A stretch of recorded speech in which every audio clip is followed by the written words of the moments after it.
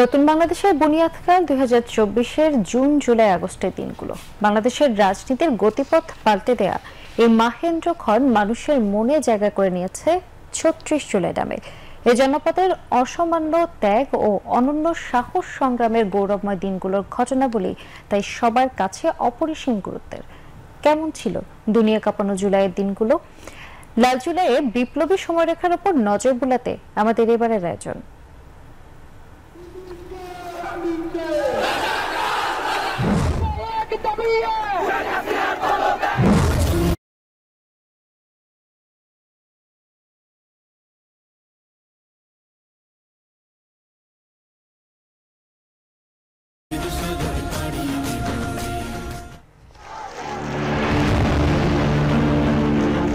চব্বিশের এদিন March for justice কর্মসূচিতে আবারও জনতার ঢল নামে।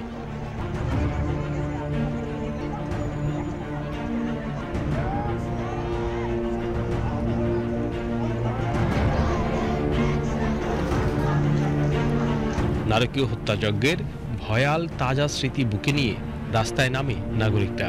পুলিশ আবারও হামলে পড়ে প্রতিবাদী মানুষের উপর। দেয়ালে পিঠ ঠেকে যাওয়া জনতাও রুখে দাঁড়ায়। হাইকোর্টের সামনে এই ছাত্রীর প্রতিরোধের দৃশ্য অগ্নিস্ফুলিঙ্গ ছড়ায় আন্দোলনে।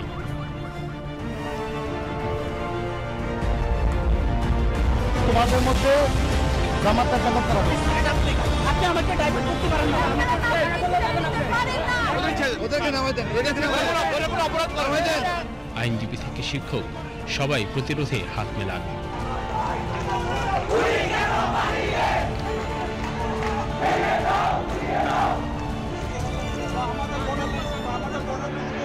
এদিন বড় জমায়েত হয় চট্টগ্রামে।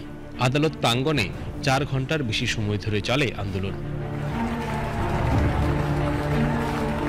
অধ্যাপক সলিমুল্লাহ খানের মতো বিশিষ্টজনেরা এদিন প্রতিবাদে সামিল হন। তারা এই হত্যাকাণ্ডের বিচার করবেন না, কারণ তারা নিজেরাই হত্যাকারী। আপনি হত্যাকারীর কাছে কি করে হত্যাকার চাইবেন? যারা নিজেরা রাজাকার তারা অপরকে বলে রাজাকার।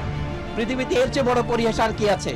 রাজনৈতিক সমাধানের প্রথম পদক্ষেপ হচ্ছে বর্তমান সরকারকে নিঃশর্তভাবে ক্ষমা প্রার্থনা করে পদত্যাগ করতে হবে। আন্দোলনের মিছিলে যোগ দেন বুয়েটের শিক্ষকরাও। প্রতিবাদ কর্মসূচি অব্যাহত থাকে রাজশাহী বিশ্ববিদ্যালয়ের শিক্ষকদের।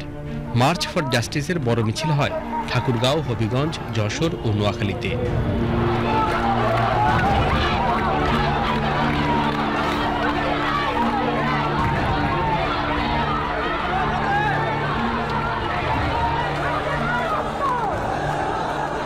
বরিশাল, সিলেট ও লক্ষ্মীপুরে আন্দোলনকারী ছাত্র জনতার উপর হামলা করে পুলিশ।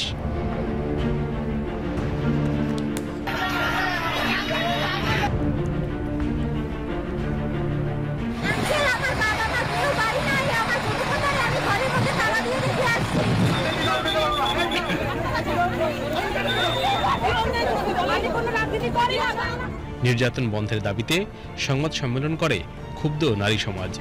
ফ্যাসিস্ট হাসিনার সঙ্গে দেখা করেন তার একনিষ্ঠ পৃষ্ঠপোষক ভারতের হাইকমিশনার। টালমাটাল পরিস্থিতিতে ভারত তার সমর্থন অব্যাহত রাখার কথা জানায়।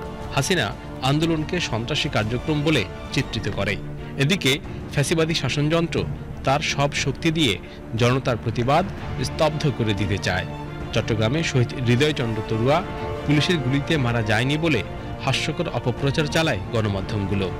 আমার ধারণা এটা আন্দোলনকারীদের মাঝখান থেকেই কারো কাজ হতে পারে। আমার ধারণা এইগুলি পুলিশের নাম। অথচ ঘরে ঘরে তখন স্বজন হারানোদের বিলাপ বাংলার বাতাস ভারী করে তুলেছে। যখন মুখটা এখানে কাপড়টা সরাইলো, আমি দেখি আমার ছেলের চেহারার মধ্যে নূর আয়া পড়ছে। এমন এত মানুষ মারা গেছে, আমি এরকম নূর দেখি নাই। ঝলঝল ঝলঝল করতেছে, হাইসা রয়ে গেছে। লাগে যে ও মারা যায়নি, ওই হাইসা রয়ে গেছে। আমি খালি কইতাছি, বাবা বাবা আমার লগে একটু কথা কও। ছেলে কথা তো উঠাইলে, বাবা মায়ের কাছে তো বুক ফাইটা যায়। রাত্রে সারা রাত ঘুম নাই, এখন আমি কান্দি। আমি হসপিটালে পর্যন্ত ছেলের জন্য আমি কাঁদছি। তারপরে এখনো আমার কোনো ঠিক মতন খাওয়া দাওয়া নাই। এদেরকে শুধু একটাই বলছে, আমাকে বাঁচান, আমাকে বাঁচান, গুলি খেয়ে পড়ে আছে। এরকম গুলি করা লাগে, একটা গুলি করছে, পরে আরেকটাও গুলি করে ফেলছে। মানে রক্ত যে এরকম হারে গেছে মানে বাঁচার মতো আর পথ ছিল না। Iqbal Farhad, BTV news.